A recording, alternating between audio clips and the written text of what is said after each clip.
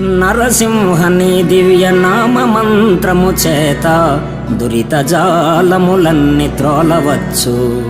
నరసింహని దివ్య నామ మంత్రము చేత బలువైన రోగముల్ బాపవచ్చు. నరసింహని దివ్య నామ మంత్రము చేత రిపు సంఘముల సంహరింపవచ్చు. నరసింహ నీ దివ్య నామ మంత్రము చేత దండహస్తుని బంట్ల తరమవచ్చు. బలిరనేని మహామంత్ర బలము చేత దివ్య వైకుంఠ పదవి సాధింపవచ్చు. భూషణ వికాస శ్రీధర్మపుర నివాస దుష్ట సంహార నరసింహ దురితదో.